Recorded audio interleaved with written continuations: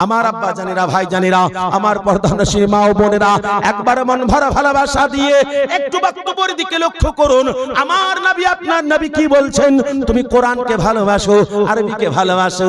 যখনই আরবিকে ভালোবেসে, কোরআনকে ভালোবেসে কবরে চলে আসবে, আমি রাসূলুল্লাহ তোমার সামনে দাঁড়িয়ে যাব।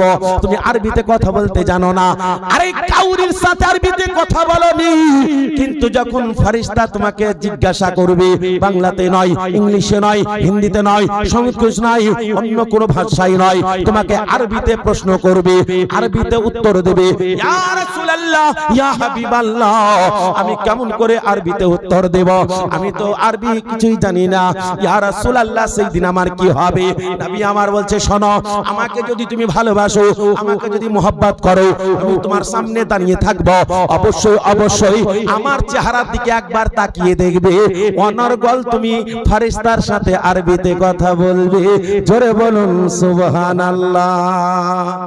ইশকে নবী बसा कर जिस शख्स मर गए हैं, इश्क़े नबी बसा कर जिस शख्स मर गए हैं, इश्क़े नबी बसा कर जिस शख्स मर गए हैं, उस लाश को फरिश्ते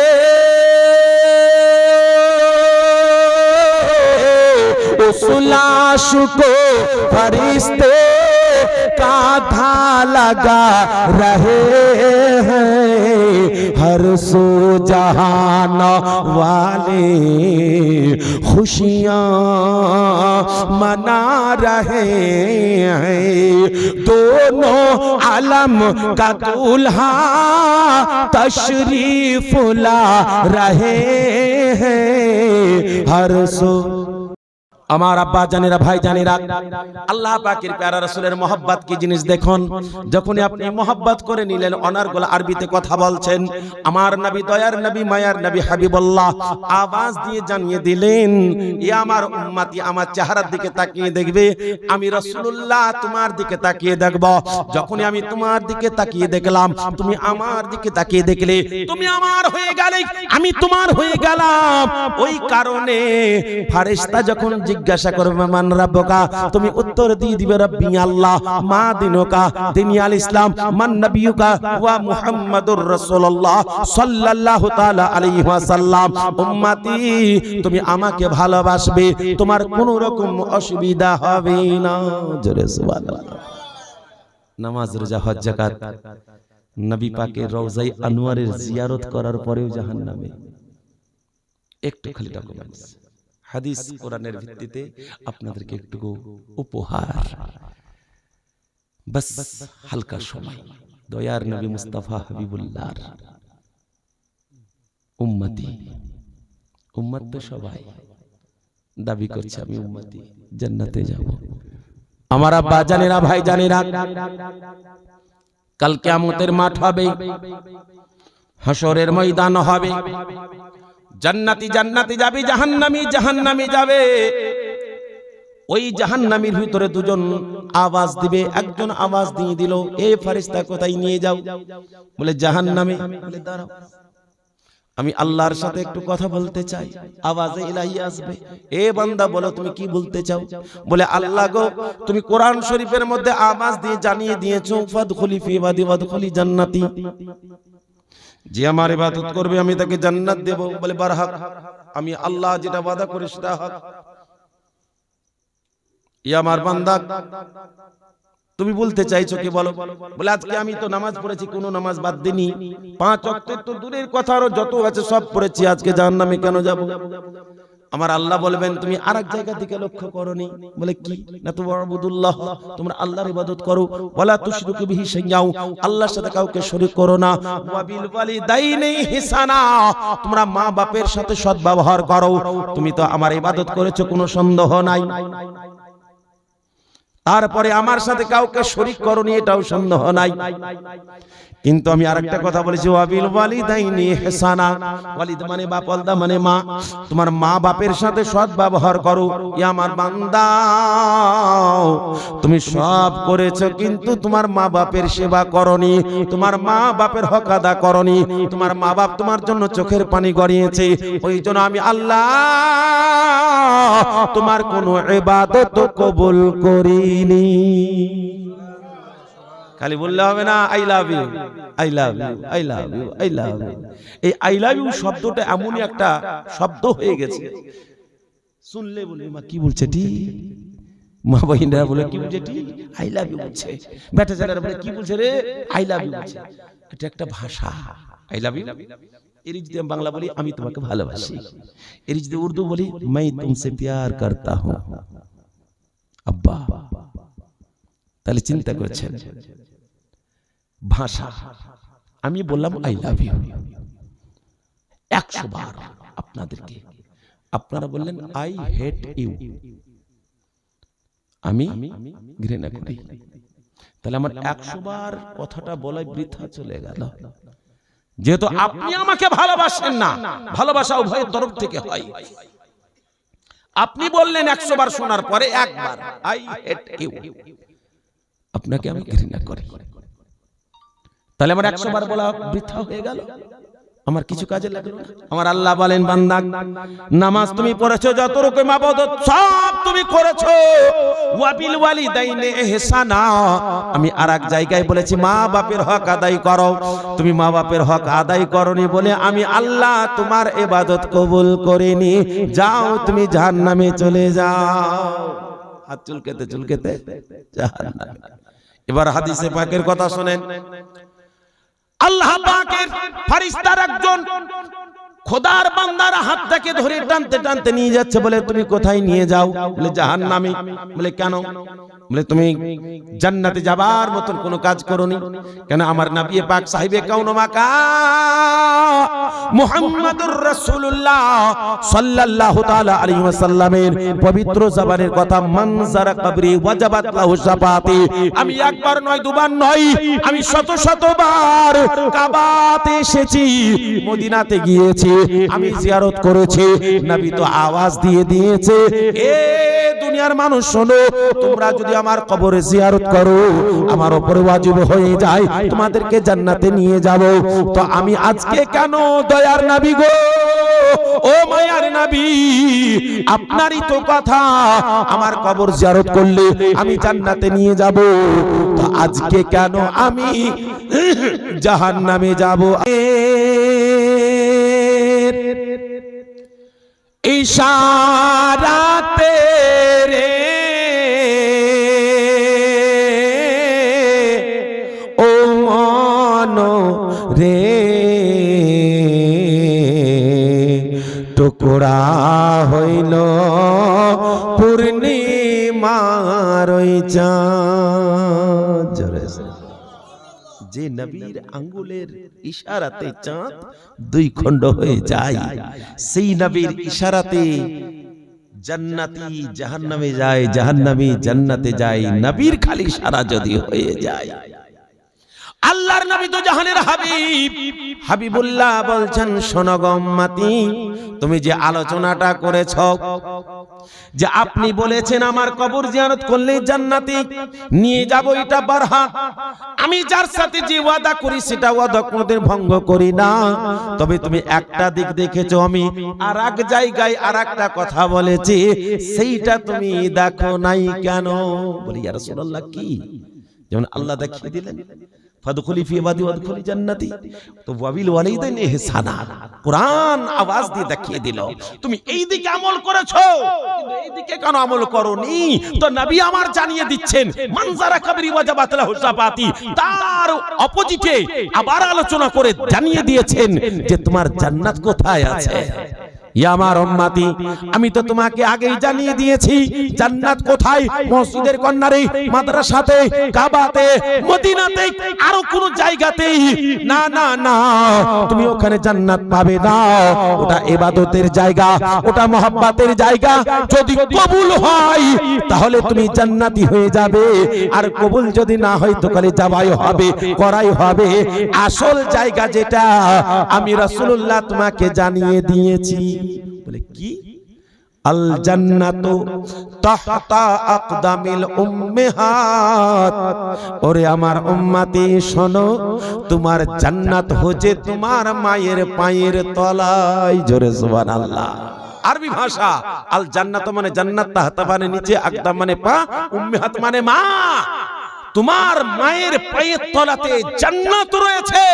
তুমি কোথায় খুঁজতে যাচ্ছ? তাহাজ্জুদের নামাজে, ইশরাকের নামাজে, চাশতের নামাজে, আওয়াবিনের নামাজে, কাজাইল হাজাতের নামাজে, সালাতুত তাসবিহ, সালাতুল আসরার, না না না, ওই সমস্ত জায়গাতে পাবে না। আগে তোমাকে মায়ের কাছে যেতে হবে, তাহলে তুমি জান্নাতের কাছে গেলে। যার জন্য আমি রাসূলুল্লাহ বলে দিয়েছি আল জান্নাতু তাহতা আকদামিল উম্মাহাত। এ বান্দা শুনে নাও, খোদা আজ তোমার মায়ের মায়ের তলাতে জান্নাত আছে। যাও মায়ের সেবা করো, বাপের সেবা করো। মা যাতে রাজি হয়, বাপ যদি রাজি হয়, তাহলে তোমাকে আটকাতে পারবে না কেউ, তুমি জান্নাতে চলে যাবে। জোরে বলুন সুবহানাল্লাহ। আরবি ভাষা আল ওয়ালিদু বাবুল জান্নাহ। আল ওয়ালিদ মানে বাপ, বাপ মানে দরওয়াজা, জান্নাত মানে জান্নাত। বাপ হচ্ছে জান্নাতের গেট। এ দুনিয়ার সন্তানেরা, যতই তুমি যাবতীয় কাজ করে নাও, তুমি যদি বাপের সেবা না করো তাহলে খোদার জান্নাতে প্রবেশ করতে পারবে না। আমার নবী পাক বলে দিয়েছেন আল ওয়ালিদ বাবুল জান্নাহ। বাপ হচ্ছে জান্নাতের গেট। অতএব বাপকে তুমি রাজি করো, মাকে তুমি রাজি করো। মা যদি রাজি হয়, বাপ যদি রাজি হয়, তাহলে তোমার জান্নাত খোলা আছে, কোনো রকম অসুবিধা হবে না। আর এগুলো তো ইবাদত। ইবাদত তুমি যদি না করতে পারো, আল্লাহ গফুর রহিম maaf করে দিতে পারে। তাই আর নবীর মাজারে, রওজায়ে আনোয়ারে তুমি যদি না যেতে পারো, এটা আলাদা কথা। নবীর সাথে ইশক আছে, মায়ের সাথে মহব্বত আছে, যার কারণে আমার রাসূলুল্লাহ ওটাকে maaf করে দিবে। আমার কাছে না এসেছো, কোনো রকম অসুবিধা নেই, কিন্তু মাকে তুমি লাভ করেছো, বাপকে তুমি লাভ করেছো, মা তোমার হয়েছে, বাপ তোমার হয়েছে। অতএব তুমি জান্নাতের টিকিট সংগ্রহ করে নিয়েছো। দয়ার নবী, মায়ার নবী হাবিবুল্লাহ বলছে, প্রত্যেক দিন তুমি হজ করে নাও। জোরে বলেন সুবহানাল্লাহ। প্রত্যেকদিন তুমি হজ করে নাও। বলে ইয়া রাসূলুল্লাহ, প্রত্যেকদিন কেমন করে হজ করব?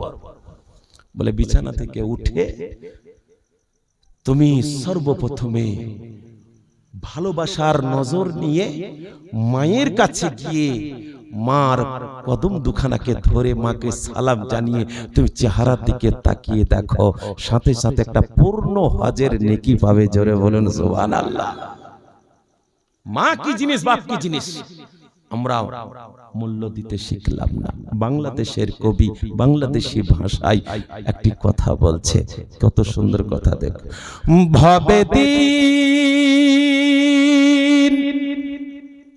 থাকিতে ওরে মানুষ মায়ের সেবা করো যাইয়া।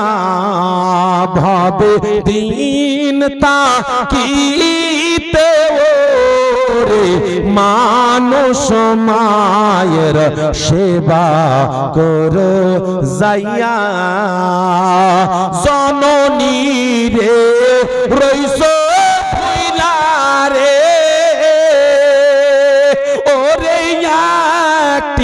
সুন্দর নারী পাইয়া ওরে মানুষ করো যাইয়া।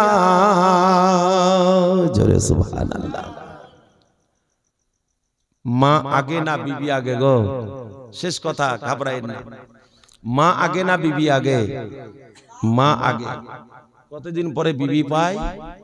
15 বছর, 17 বছর, 18 বছর, 20 বছর, 25 বছর, 30 বছর। যখন বিয়ে হয় তখন বিবি পায়। তাহলে 20 বছর মা ভালোবাসলো, বাপ ভালোবাসলো, তারপরে বিয়ে দিল। বিয়ে দেওয়ার পরে 6 মাসে এমন মেশিন বাড়িতে মহিন্দ্রা ট্র্যাক্টর এনেছে,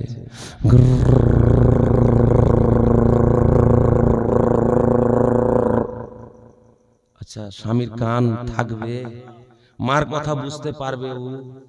ওই যে মেশিন জুড়ে দিলে আহা, সকালবেলায় ঘুম থেকে উঠে বেটা আরে আইকেনে রে, চা খাকানে রে, লেকেনে রে, যাকানে রে, খাও না, কত মিটারের কথা, খাও না কেন রে, মোটা মোটা কথা কেন, কি বাবা তোর? বলে বেশি বকবক করিস না। বলে আচ্ছা বকবক হয়ে গেল। আচ্ছা তোর মনের ভাবটা কি রে, ভিনো খাবি নাকি? ভিনো খাবে ও। আহা, 20 বছরের ভালোবাসা 6 মাসের ভিতরে সব শেষ করে দিলে, সব। আর মা ভালো লাগে না। ওই জন্য দয়ার নবী, মায়ার নবী হাবিবুল্লাহ যে তোর মা ভালো লাগে না, বাপ ভালো লাগে না, জেনে রাখ তোর পায়ের তলাতে তোর স্ত্রী জান্নাত, কিন্তু তোর জান্নাত তোর মায়ের পায়ের তলাতে। জোরে বলুন সুবহানাল্লাহ। যতই তো লাবাসুর হজ যাকাত দান কর, সাদকা ফিতরা, মসজিদ মাদ্রাসা আরো কিছু করে নে, কাজে লাগবে না যদি তোর মা বাপ তোর উপরে রাজি না থাকে। যার জন্য বাংলাদেশের কবি কথাটা শোনান, জননী রে রইস ভইলা একটা সুন্দর নারী পাইয়া, একটা মেয়েকে পেয়ে তোমার মাকে ভুল গেলা। 20 বছরের ভালোবাসা 6 মাসে শেষ করে দিল।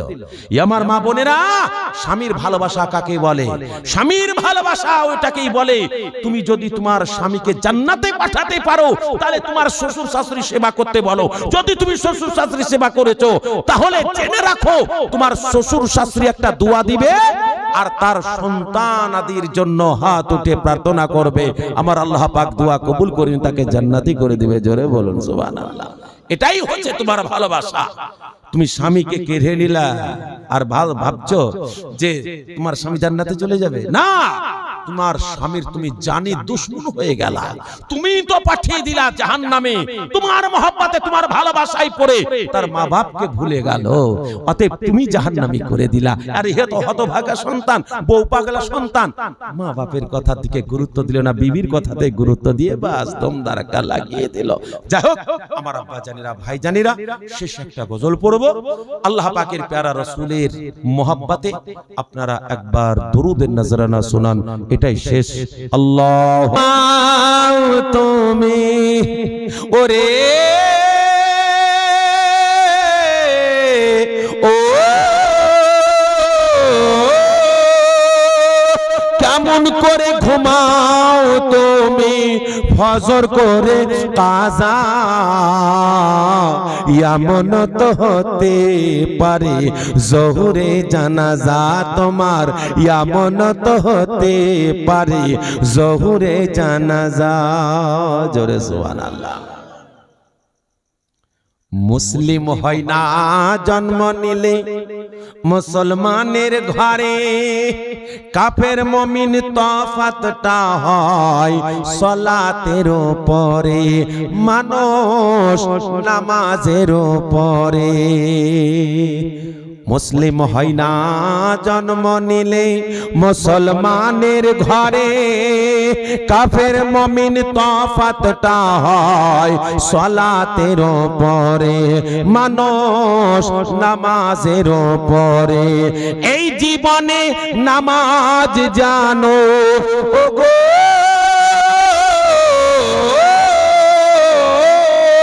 এই জীবনে নামাজ জানো, হয় না তোমার কাজা, এমন তো হতে পারে জোহরে জানাজা তোমার, এমন তো হতে পারে জোহরে জানাজা। জোরে সুবহানাল্লাহ। বেনামাজির লাশ কবরে রাখিবে যখন, মাটির চাপে পাঁজরের হাড় ভাঙবে রে তখন, মানুষ বুঝবি রে তখন। বেনামাজির লাশ কবরে রাখিবে যখন, মাটির চাপে পাঁজরের হার ভাঙবে রে তখন মানুষ বুঝবি রে তখন বিষাক্ত ওই সাপের শাবল মুমিন রে ও বিষাক্ত ওই সাপের শাবল বেনামাজির সাজা এমন তো হতে পারে জোহরে জানাজা তোমার এমন তো হতে পারে জোহরে জানাজা শেষ ছন্দ কবি কত সুন্দর ভাবে লিখেছে দেখুন কারণটা কি যে আমার নবীর দয়া ছাড়া মায়া ছাড়া কেউ পার হতে পারবে না যার জন্য বলছে আল্লাহ পাকের প্যারা রাসূল সাল্লাল্লাহু আলাইহি সাল্লামের মোহাব্বতের কথা বেনামাজি পাবে না হাই নবীর শাফায়াত দোজখ হবে শেষ ঠিকানা আঘাত আর আঘাত মানুষ আঘাত আর আঘাত বেনামাজি পাবে না হাই নবীর শাফায়াত দোজখ হবে শেষ ঠিকানা আঘাত আর আঘাত মানুষ আঘাত আর আঘাত হাসর মিজান পুলসিরাতে ওগো